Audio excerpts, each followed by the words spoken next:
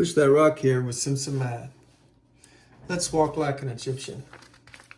I use that phrase sort of as a mnemonic device. It comes from Math History, a famous scroll that has some decomposition of fractions on it.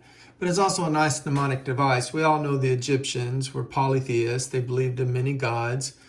And there's the classic Bible story where they oppressed the Jews, and the Jews were monotheists. They believed in the one God.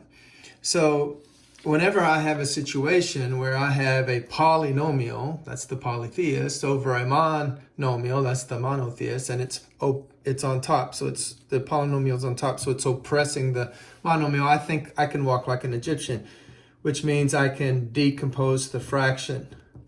And this is true, of course, because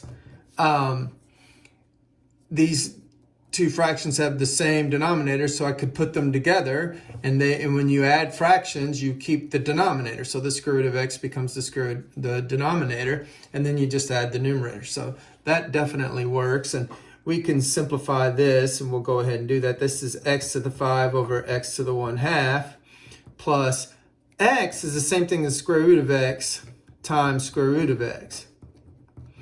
So here I'm just going to do that, and I have a single square root of x, which is x to the 1/2. Here I'm going to use the subtraction rule and say 5 minus 1/2 is 9/2. So anyway, if I'm integrating something like this, then I can walk like it. This is the icon I use to say I'm walking like an Egyptian.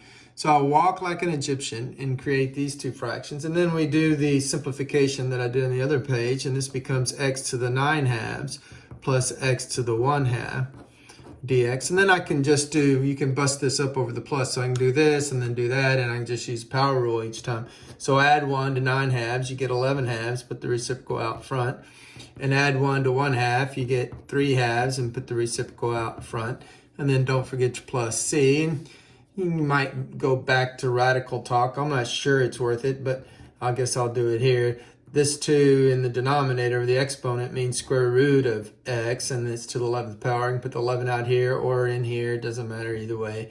Plus 2/3 square roots of x cubed plus c. And in some math classes, they want you to simplify this because there's a perfect square under there, x squared. Let's not get overboard with our simplification. This is good enough. So there's our antiderivative, and we used walk like an Egyptian to help us get there.